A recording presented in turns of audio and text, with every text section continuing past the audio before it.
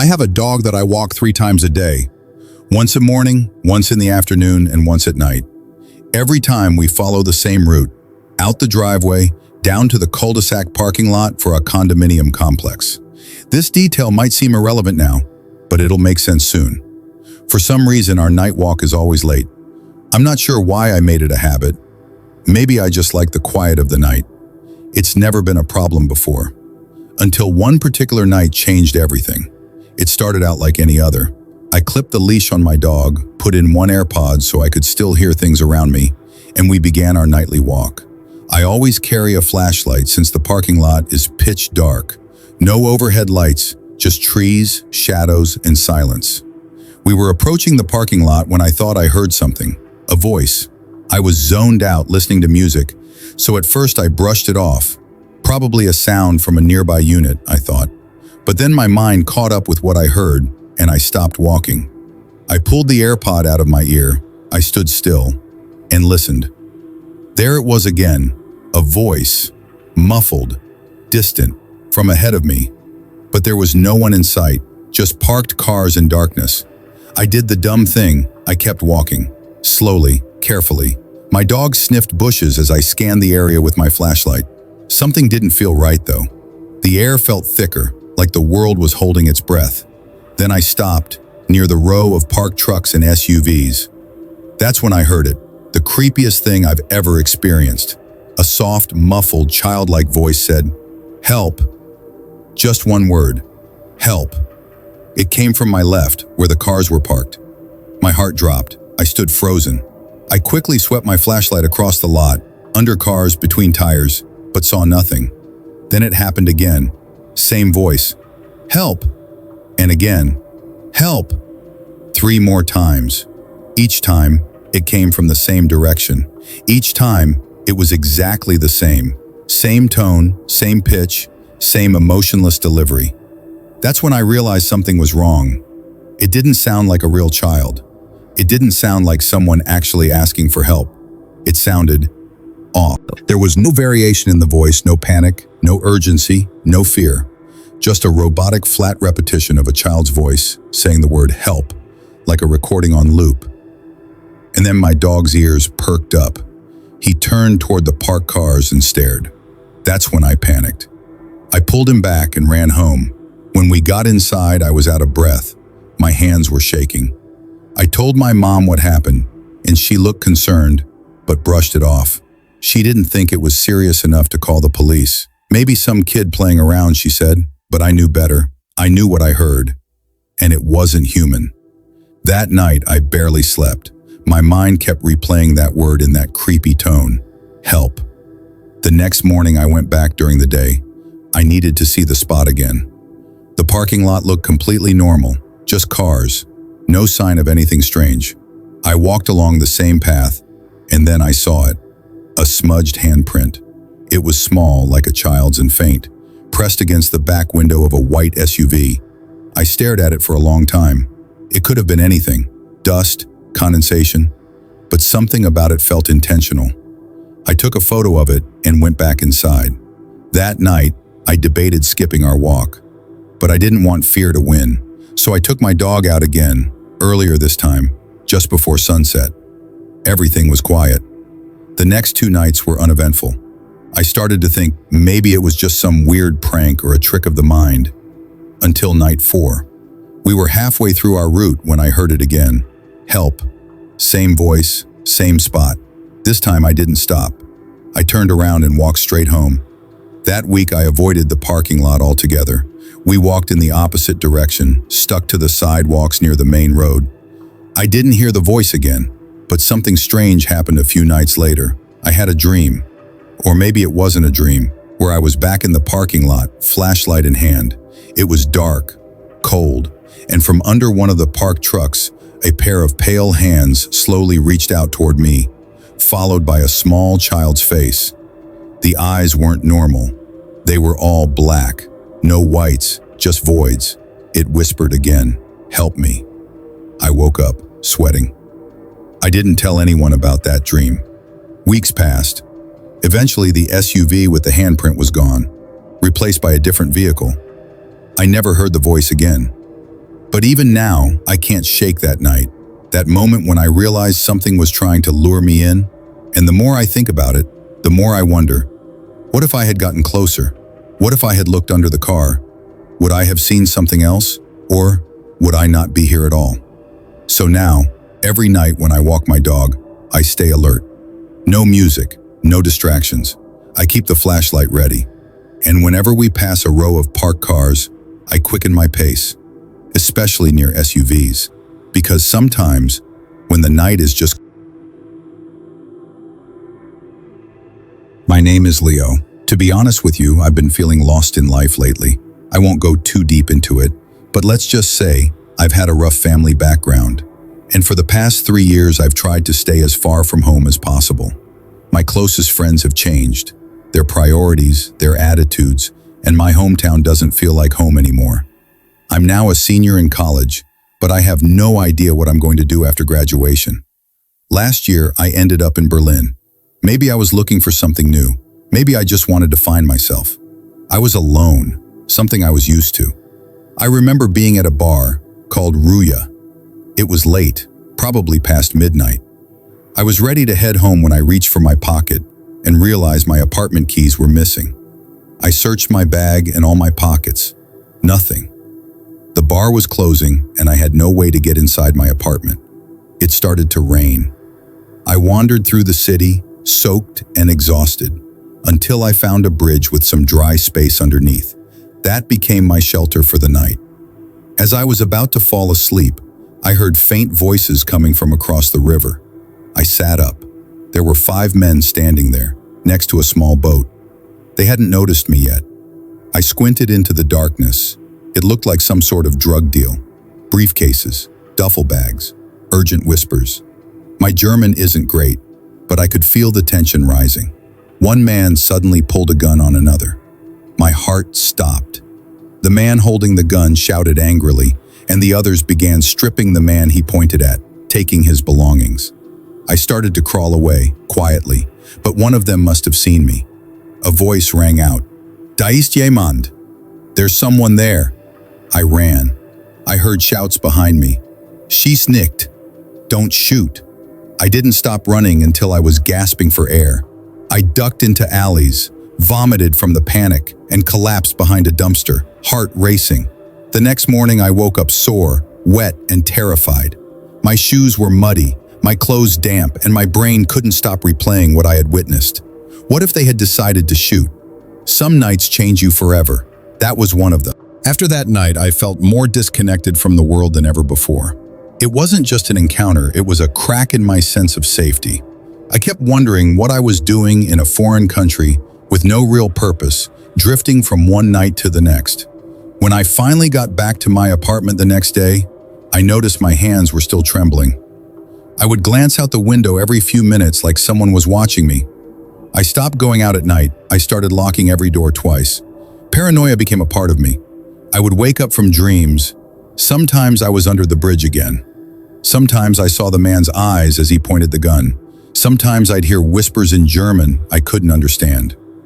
2 months later, I decided to return home. Maybe it was the city, maybe it was the loneliness, or maybe I had just reached a breaking point. I told my professors I needed a break, packed up, and booked a flight. As I left Berlin, I took one last look at the bridge. Still there, still quiet. Nothing had changed, but I had. Back home, I started therapy. For the first time, I admitted I was afraid, that I was lost, that I needed help. It wasn't easy, but slowly I started sleeping again. I started trusting the silence around me. Even now, I sometimes wake up in the middle of the night and feel the urge to check the windows. My ears listen for a boat, a whisper, a voice yelling across water. My heart still pounds at sudden sounds. That night may be over, but its shadow stayed with me. Maybe we all have a bridge inside us, a place that connects who we were with who we become. Some experiences burn that bridge into our memories, and we're never the same again. Sometimes I still wonder about that man, the one who shouted, the one who noticed me. What if he hadn't? What if he had aimed? That moment is a thin line I walk in my memory, a moment where I existed between two outcomes. The fear that took hold of me that night followed me long after I left Berlin. I found myself more alert, more suspicious. I started carrying a small pocket knife. I learned basic self-defense. These were things I had never thought of before. But that night forced a change. Strangely enough, as time passed, I also became more empathetic. I looked at other people with more curiosity, more caution, but also with more understanding. We never know what another person has seen or survived.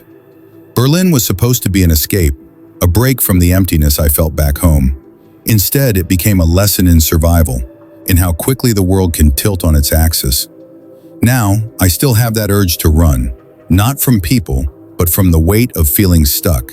That night gave me a terrifying push, but also a kind of clarity.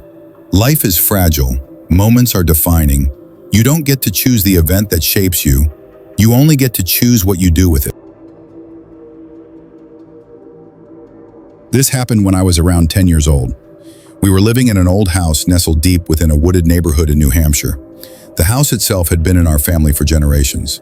A two-story, creaky structure with drafty windows, uneven floors, and dim hallways. My bedroom was in the back corner of the house. It had two windows, both facing the dense forest behind our property. During the day, the view was beautiful, but at night, it transformed into a dark abyss, and it terrified me. I've always had trouble sleeping in total darkness. Since I was a toddler, I had always used a nightlight to help soothe my fears. When we moved into the old house, my mom bought me a new LED nightlight. It had several color settings, but I always kept it on red. I don't know why, but the red hue made me feel the safest. Maybe because it was dimmer than the others and didn't cast shadows around the room. One night around 2 a.m., I suddenly woke up. Nothing loud or obvious had stirred me. I just opened my eyes, alert. The room was silent except for the low hum of the house settling. I rolled over to look at the clock, and that's when I noticed it. My nightlight wasn't red anymore. It was glowing green. That alone shouldn't have been scary. Maybe I'd accidentally hit the button in my sleep. But the nightlight had to be physically twisted to change the color, and I'd never done that before. I sat up in bed, confused. I got up, twisted the knob back to red, and laid back down. The next morning, I asked my mom if she or dad had come into my room. She said no. She also mentioned that my light was a little faulty, a detail she had neglected to tell me before. Over the next week, the same thing happened 2 more times. I'd wake up randomly in the night, and the light would be glowing a different color. Once, it was blue. The next time, it was white, the brightest setting. It nearly blinded me when I opened my eyes. The 4th time it happened, I noticed something else. I woke up again to the light being green, but this time, I had a chilling feeling, like I was being watched. My heart began to race. I looked around the room, nothing. Then I heard it. A faint creak coming from the closet. I froze. My closet door was slightly ajar, just enough for darkness to spill out. I knew for a fact I had closed it. My parents always told me I was imagining things, that I was growing up and my mind was playing tricks on me. But that night, I stared at that closet for what felt like an hour. I couldn't bring myself to get up or look inside. Eventually, I pulled the covers over my head and forced myself to sleep. The next morning, I found my nightlight unplugged. I hadn't done it. I didn't even remember waking up in the night. I tried to ignore it, but things escalated. I started hearing noises, soft rustling, low thumps, the sound of someone breathing very faintly near my bed. One night, I thought I saw a shadow pass by my window from the inside. I told my parents. They dismissed it, said it was stress, puberty, imagination, all the usual things. Then the final straw came. It was a Friday night. I was allowed to stay up late. I was reading under the covers with a flashlight when the batteries died. Frustrated, I set the flashlight aside and reached for my nightlight. It was already on. Red, just how I liked it. I lay down and turned to face the wall. That's when I heard the closet door creak open. This time, I sat up, instantly alert. The closet door was wide open. I couldn't see anything inside, just blackness. Then, I saw it. 2 glowing red dots, like eyes, low to the ground. They blinked. I screamed so loudly that my parents came running. They found me huddled in the corner, crying. When they checked the closet, there was nothing inside. I refused to sleep in that room again. I spent the next month on the living room couch. My parents thought I was overreacting, but finally agreed to move me to the guest room. A few weeks later, we had to get some plumbing done in the house. The workers had to go through the walls in my old room. Behind the closet, they found something. A crawl space. A narrow, dark tunnel that led under the house. Inside it were tattered clothes, wrappers, and a small, child-sized blanket. Someone had been living in there. The police were called. They did a full investigation but found no one. Whoever it was had vanished. We moved out of that house 2 months later. I'm 24 now. I still sleep with a red nightlight, and I still wake up sometimes in the middle of the night. When I do, the first thing I check is the color. If it's red, I feel safe. If it's not, I don't go back to sleep. Because I know he's back, and I know he remembers me. When I was 21 years old, I would be home alone at my parents' house a lot. We lived on a little pond which was directly in our backyard. On the other side of the pond was a little town park. Our neighbors were a bit spaced out. It was a pretty upscale, expensive block compared to the rest of the town, so the properties were big. I'm fully moved out now, but this was back when I was in college. My parents make a lot of money, and we have multiple homes, so often I was home alone.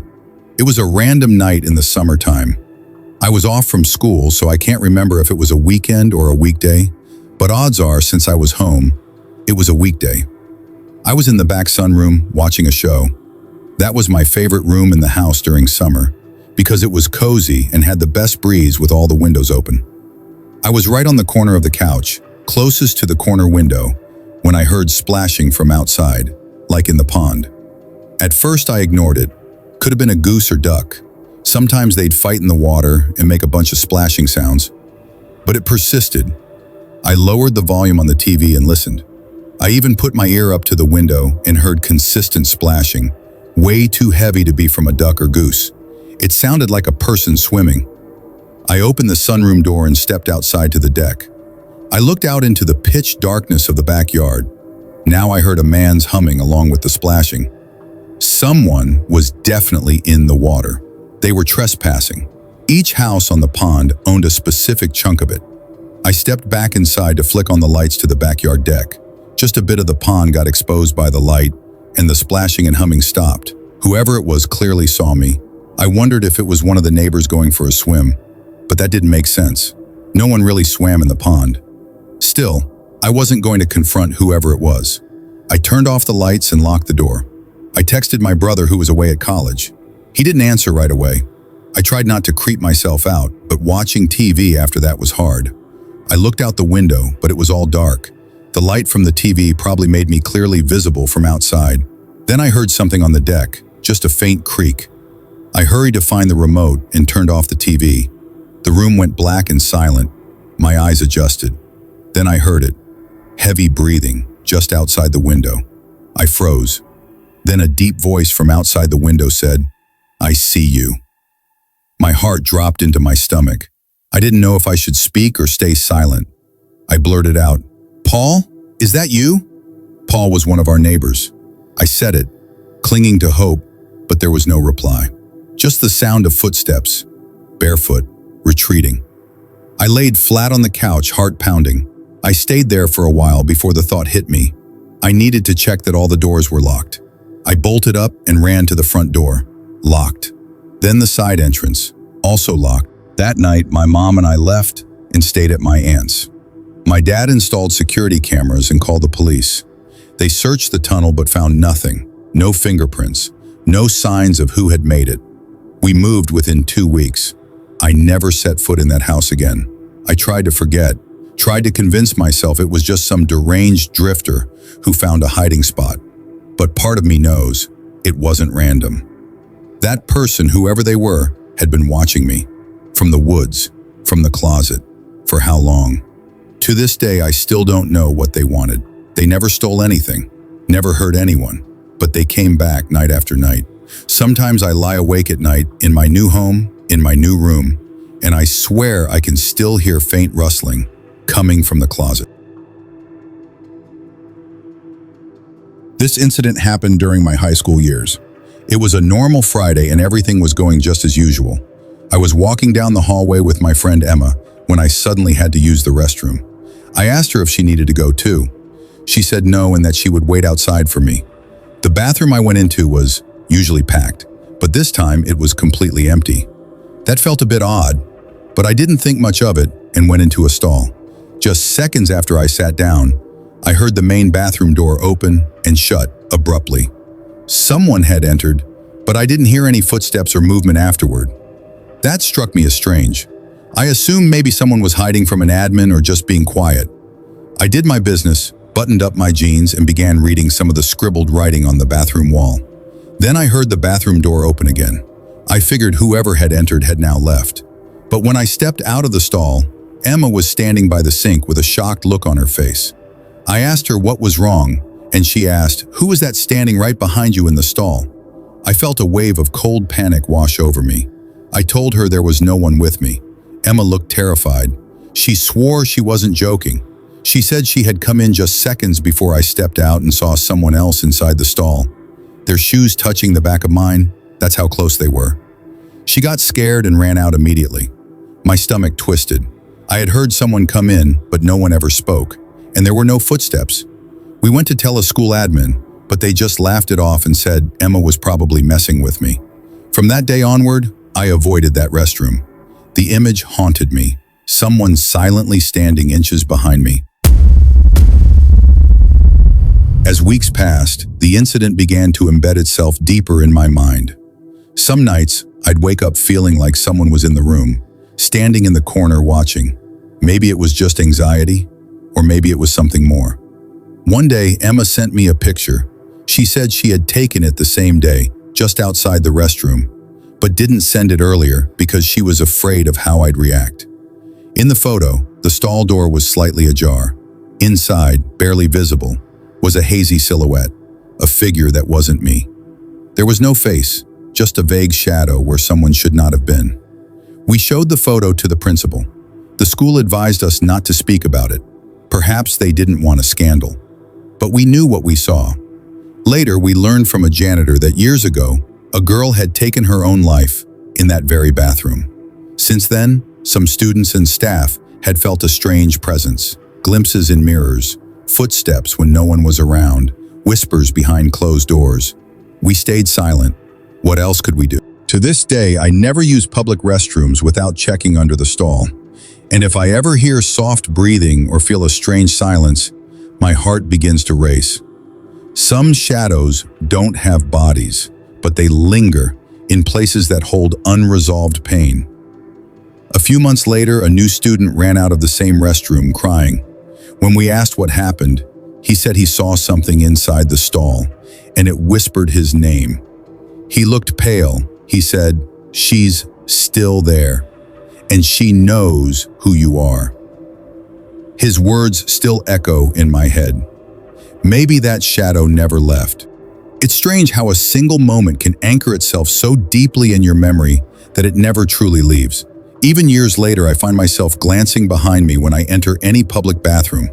I pause before opening stall doors, bracing for something or someone to be there. I once shared this story at a college gathering. Most people laughed nervously or rolled their eyes, but one girl didn't.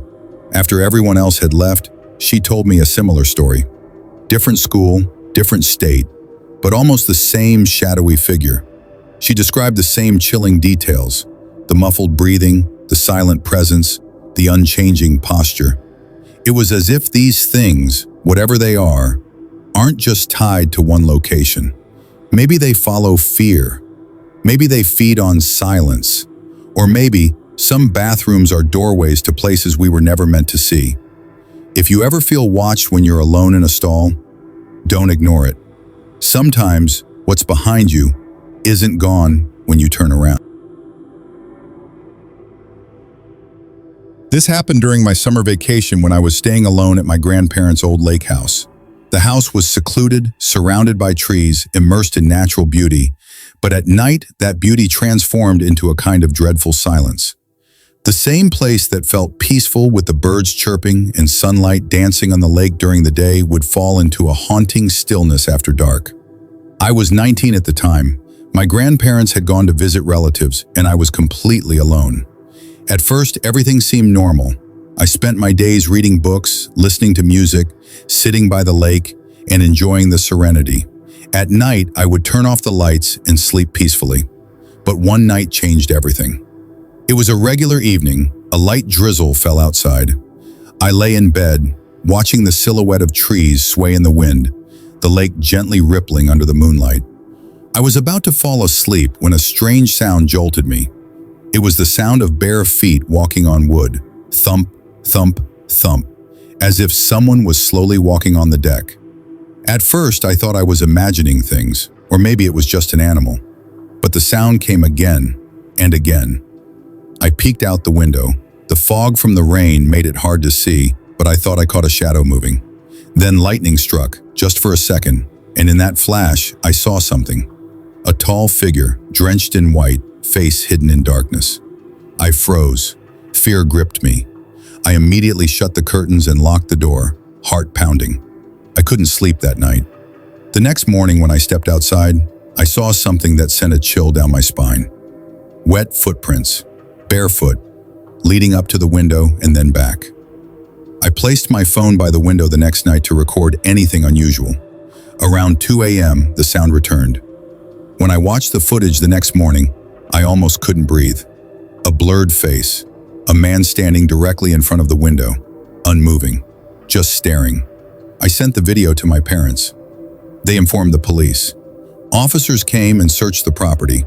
Under the deck, they found an old blanket, empty bottles, and a note. The note read, "I can see, can you?" After that, I left the house and returned to the city. But peace didn't return. Even years later, that face, those sounds, that shadow haunted my nights. Even now, when I hear something outside the window, my heart sinks, just like it did that night. 5 years have passed, but the memory of that face, that voice, that presence, it's still alive inside me. Since then, I've never stayed alone in remote places. I prefer cities now, places with people, noise, lights. Yet sometimes in moments of complete silence, when something flickers outside the window, that same old fear returns. I often think about that note. I can see. Can you? It was just a question, but the chill in that question was indescribable. It made me feel like this wasn't just a man, it was something else, something inhuman. I kept the video for a long time. One day, I deleted it. I thought, some things, if kept too close, won't let you live in peace. But deleting the video couldn't erase what I had seen, heard, and felt. Today, I'm a father myself. When my son once told me there was someone outside his window, my blood ran cold. I rushed out to check. There was no one, but I stayed by his bed all night, listening to every creak, every whisper. We often dismiss what children say, but I know some things, some shadows, some voices are absolutely real. You may not see them, but they're there, lurking, near, hiding in our breaths, our silence, our nights. People often ask, did the shadow ever return? My answer is always the same. Not visibly, but inside, it never left. Even now, when I see the faintest glimmer of light outside the window or hear a slight creak on the floor, my mind returns to that night. Maybe it wasn't just an incident. Maybe it was a warning that there are truths in this world beyond our understanding. This is the story of why my family moved out of the house that had been in our family for 3 generations. To understand it, you need to know a bit about me. I've struggled with depression most of my life. It's a feeling that's hard to explain, a weight on your chest, a quiet emptiness that follows you even when you're surrounded by people. When I was a kid, it was even worse. I spent a lot of time alone in my room, not because I wanted to, but because I didn't know how else to be. Our house was old, surrounded by woods on 3 sides. We had no close neighbors, and the trees behind our house were thick and silent. My bedroom was at the back corner, with 2 large windows looking directly into the woods. The room was big, quiet, and cold, especially at night. When I was about 10 years old, things started to happen. It began with my nightlight. It was one of those LED lights that could change colors: red, blue, green, white. I always kept it on red. Something about that color made me feel safe. One night, I woke up and noticed it was blue. I was tired and confused, but I assumed I had changed it by mistake. The next night, it happened again. Then a few days later, I woke up to find the nightlight unplugged, just sitting on the floor beneath the outlet. I asked my parents, and they both denied touching it. My dad said I probably knocked it out in my sleep. I wanted to believe that, but a week later, it vanished entirely. I searched everywhere, under the bed, behind the dresser, in the closet. Nothing. I accused my parents of hiding it to make me sleep in the dark. That led to an argument, but they swore they didn't take it. Then came the waking. Every night, for 4 nights in a row, I woke up at exactly 2:37 a.m. I checked the clock each time. I wasn't having nightmares. I just woke up and couldn't go back to sleep. On the 5th night, I stayed awake, determined to figure out what was going on. That's when I heard the rustling. It was coming from my closet. Not loud, just faint, like someone shifting slightly. I froze, staring at the closed door. My body wouldn't move. In the morning, I told my parents. My dad opened the closet and found nothing, just toys and old posters. He laughed it off. But the noise returned every night.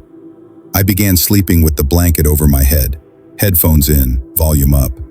I didn't care if it was dangerous. I didn't want to hear it.